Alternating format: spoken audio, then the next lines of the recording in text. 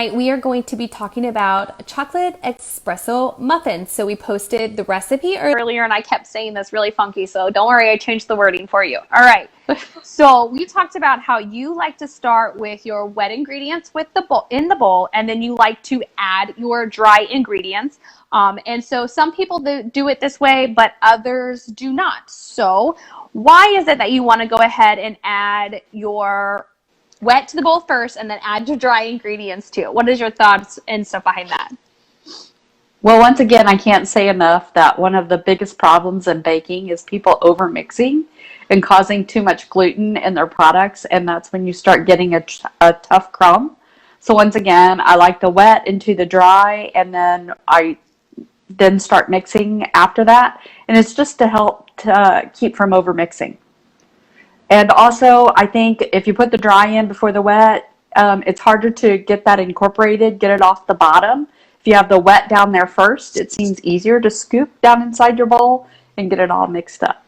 That's so funny. Weird observation. I don't know that I've ever noticed that, but like I said yesterday, I am learning that the way you add ingredients is super important, and the baking process, just like I wrote that blog post not too long ago when I found out that the mixing process is just as important. And I was like, what? I mean, I found that out by making icing. You were like, no, Lindsay, you got to use these tools. You've got to do it in this way. And I was like, oh, my bad. So it's crazy, just like the way that putting things in can make a huge difference.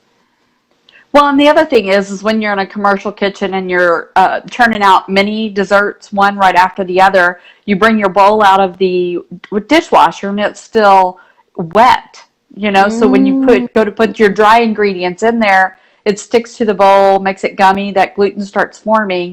If you get your wet down in there first, if the recipe doesn't call for it to be done the other way, if you get your wet down in there first, then you don't have that problem. That makes So sense, especially if you that's want my to, preference. right? Yeah. Especially if you wanted to incorporate properly and you don't want to overmix it. That makes sense. It's so funny because you brought up the don't overmix, not realizing me, not being a baker, I didn't realize how important that one was going to be versus like pouring the dry ingredients into the liquid. So my next point was don't overmix, and we found out by your process that you find that to be the best way not to overmix your muffins because you said it starts the gluten starts to activate the gluten, and Yeah, that's and to what makes start it tough. building, yes, the minute that the liquids hit that flour, gluten starts forming.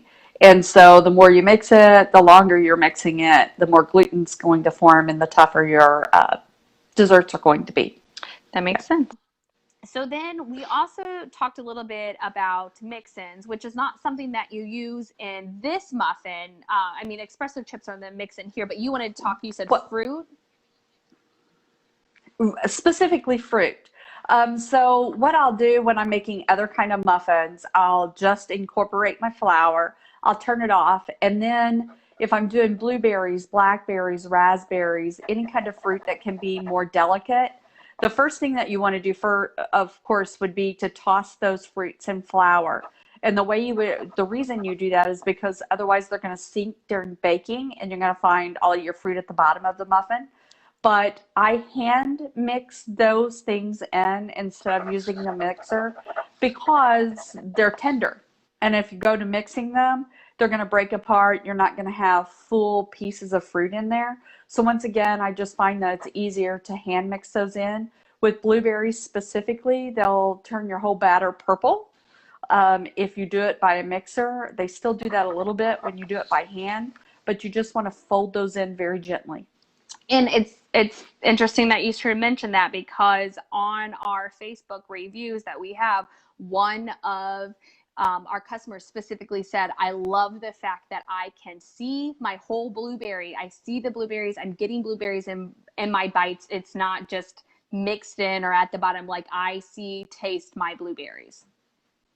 Well, a lot of places, like if you're getting your muffins from Sam's or your local grocery store, many manufacturers use a dehydrated blueberry, and we use a frozen blueberry, but they're flash frozen. So people have commented that, they're getting more luscious fruit in our muffins because we're using a frozen versus a dehydrated. Gotcha. So that makes sense. Yeah, because that was one of those reviews that we had. So you would think, being the owner of the company, I would know that, but I don't because I'm not the baker. My mom is. One of the other things I wanted to mention, I said fruits you would mix with flour beforehand. You want to do that with your nuts as well. Just shake them a little bit in flour before tossing them into a muffin mixture, because otherwise they're going to sink to the bottom.